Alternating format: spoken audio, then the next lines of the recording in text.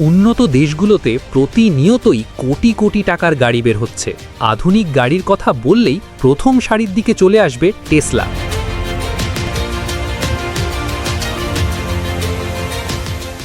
20 শতকের শেষ ভাগ পর্যন্ত মানুষের সাধারণ ধারণা ছিল যে গাড়ি মানেই হবে পেট্রোল অথবা ডিজেলের দ্বারা পরিচালিত বাহন, এবং ইঞ্জিনের গর্জন আর সাইলেন্সার পাইপ দিয়ে নির্গত কালো ধোঁয়া।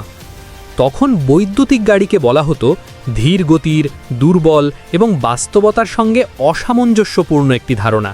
ঠিক সেই মুহূর্তেই প্রযুক্তি আর সাহসের এক ব্যতিক্রমী সংমিশ্রণ নিয়ে আবির্ভূত হয় টেসলা। টেসলা শুধু একটি গাড়ি নির্মাতা প্রতিষ্ঠান নয়, এটি একটি চিন্তাধারা, একটি দর্শন যা পুরো অটোমোবাইল শিল্পকে নিজেদের দিকে তাকাতে বাধ্য করেছে।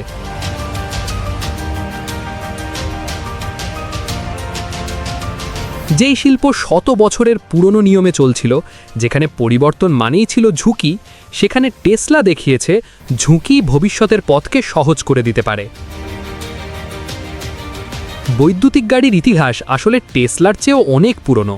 19 শতকের শেষ দিকেও বৈদ্যুতিক গাড়ির অস্তিত্ব ছিল, কিন্তু জ্বালানি তেলের সহজলভ্যতা এবং অভ্যন্তরীণ দহন ইঞ্জিনের ক্ষমতার কাছে তা পরাজিত হয়। 90-এর দশকে জেনারেল মোটরস যখন তাদের EV1 প্রজেক্ট বন্ধ করে দিয়ে উৎপাদিত গাড়িগুলো ধ্বংস করে দেয়, তখন মনে করা হয়েছিল বৈদ্যুতিক গাড়ির ভবিষ্যৎ চিরতরে শেষ হয়ে গেছে। ঠিক এই প্রতিকূল সময়ে 2003 সালে মার্টিন এবারহার্ড এবং মার্ক টার্পেনিং টেসলা মোটরস প্রতিষ্ঠা করেন। তাদের লক্ষ্য ছিল এমন এক প্রযুক্তি তৈরি করা যা প্রমাণ করবে যে বৈদ্যুতিক গাড়ি কেবল পরিবেশ বান্ধবী নয়, বরং তা পেট্রোল চালিত গাড়ির চেয়েও উন্নত হতে পারে। টেসলার ইতিহাসে সবচেয়ে বড় বাঁকবদল ঘটে 2004 সালে, যখন এলন মাস্ক প্রধান বিনিয়োগকারী হিসেবে এই কোম্পানিতে যোগ দেন। মাস্ক কেবল একজন বিনিয়োগকারী ছিলেন না, তার মধ্যে ছিল এক সুদূর প্রসারী দৃষ্টিভঙ্গি। তিনি জানতেন যে বৈদ্যুতিক গাড়িকে জনপ্রিয় করতে হলে একে বিলাসিতা এবং পারফরম্যান্সের অনন্য উচ্চতায় নিয়ে যেতে হবে। 2006 সালে তিনি তার গোপন মাস্টার প্ল্যান প্রকাশ করেন, যা ছিল অত্যন্ত সহজ কিন্তু কৌশলগতভাবে অত্যন্ত জটিল। পরিকল্পনাটি ছিল প্রথমে একটি দামি স্পোর্টস কার তৈরি করা, সেই আয়ের টাকা দিয়ে তুলনামূলক কম দামি একটি লাক্সারি গাড়ি তৈরি করা, এবং পরিশেষে সেই অভিজ্ঞতা ও লভ্যাংশ কাজে লাগিয়ে সাধারণ মানুষের জন্য সস্তা ও গণমুখী বৈদ্যুতিক গাড়ি বাজারে আনা। 2008 সালে যখন বিশ্বজুড়ে অর্থনৈতিক মন্দা দেখা দেয়, তখন টেসলার দেউলিয়া হওয়ার বার প্রান্তে পৌঁছেছিল। সেই সংকটময় মুহূর্তে এলন মাস্ক তার ব্যক্তিগত সমস্ত সম্পদ বাজি ধরেন এবং দিন রাত এক করে টেসলার প্রথম সৃষ্টি রোডস্টারকে আলোর মুখ দেখান। রোডস্টার ছিল একটি বৈপ্লবিক পদক্ষেপ। এটিই ছিল প্রথম বৈদ্যুতিক গাড়ি যা একবার চার্জ দিলে 200 মাইলের বেশি পথ পাড়ি দিতে পারত, এবং এর গতি ছিল তৎকালীন দ্রুততম স্পোর্টস গাড়িগুলোর সমতুল্য। রোডস্টার পৃথিবীর সামনে এটি প্রমাণ করে দিয়েছিল যে বৈদ্যুতিক গাড়ি মানেই ধীর গতির কোনো যান নয়, বরং এটি হতে পারে স্টাইল এবং গতির নতুন প্রতীক। তবে টেসলার প্রকৃত বিপ্লব শুরু হয় 2012 সালে মডেল এস-এর মাধ্যমে।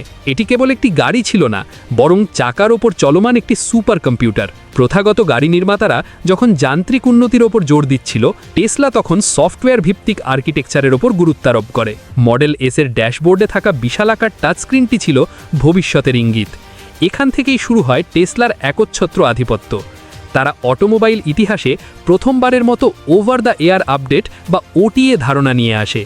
একটি সাধারণ সফটওয়্যার আপডেটের মাধ্যমে গাড়ির ব্রেকিং দূরত্ব কমানো, ব্যাটারি ম্যানেজমেন্ট উন্নত করা বা নতুন ফিচার যোগ করার বিষয়টি ছিল কল্পনাতীত।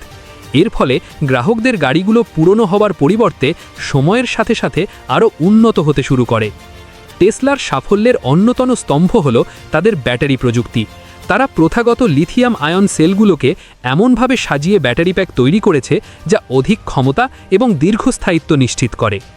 নেভাডায় তাদের গিগা ফ্যাক্টরি নির্মাণের সিদ্ধান্তটি ছিল এক যুগান্তকারী পদক্ষেপ। বিশাল পরিসরে ব্যাটারি উৎপাদন করে তারা খরচ কমিয়ে আনতে সক্ষম হয়, যা বৈদ্যুতিক গাড়িকে সাধারণের নাগালের মধ্যে আনার পথে বড় বাধা ছিল। টেসলা কেবল গাড়ি তৈরি করেই ক্ষান্ত হয়নি, বরং তারা সারা বিশ্বে সুপার চার্জার নেটওয়ার্ক স্থাপন করেছে। এই ব্যক্তিগত চার্জিং পরিকাঠামো গ্রাহকদের আত্মবিশ্বাস জুগিয়েছে যে তারা দীর্ঘ পথ পাড়ি দিলেও মাঝপথে আটকে যাবে না। সফটওয়্যারের ক্ষেত্রে টেসলার সবচেয়ে আলোচিত এবং বিতর্কিত সংযোজন হল অটোপাইলট এবং ফুল সেলফ ড্রাইভিং বা FSD প্রযুক্তি। কৃত্রিম বুদ্ধিমত্তা এবং অসংখ্য সেন্সর ও ক্যামেরার সমন্বয়ে তারা এমন এক ব্যবস্থা তৈরি করেছে যেখানে গাড়ি নিজেই নিজের চারপাশের পরিবেশ বিশ্লেষণ করে সিদ্ধান্ত নিতে পারে। যদিও পূর্ণাঙ্গ স্বায়ত্তশাসিত ড্রাইভ এখনও উন্নয়নের পর্যায়ে রয়েছে, কিন্তু টেসলার সংগৃহীত crore crore mile driving data তাদের অন্যান্য প্রতিযোগীদের তুলনায় কয়েক আলোকবর্ষ এগিয়ে রেখেছে। তারা রাডার বা লিডারের পরিবর্তে কেবল দৃষ্টি বা ভিশন ভিত্তিক এআই এর ওপর ভরসা করছে, যা প্রযুক্তির এক চরম শিখর। ঐতিহ্যবাহী গাড়ি নির্মাতাদের জন্য টেসলা ছিল এক বিশাল হুমকি। দশকের পর দশক ধরে চলে আসা ডিলারশিপ মডেলকে অস্বীকার করে টেসলা সরাসরি গ্রাহকের কাছে গাড়ি বিক্রির পদ্ধতি চালু করেছে। তাদের কোনো বিজ্ঞাপন বাজেট নেই, অথচ প্রতিটি নতুন মডেলের উন্মোচনে লক্ষ লক্ষ মানুষ অগ্রিম বুকিং দিয়ে অপেক্ষা করে। এই ব্র্যান্ড লয়্যাল্টি অ্যাপল বা গুগলের মতো টেক জায়ান্টদের সাথে তুলনীয়। টেসলার সাফল্যের প্রভাবে ফোর্ড, ভক্সওয়াগন, জিএম মতো কোম্পানিগুলো আজ তাদের শত বছরের তেলের ইঞ্জিনের কারখানা বন্ধ করে বৈদ্যুতিক যানে বিনিয়োগ করতে বাধ্য হচ্ছে।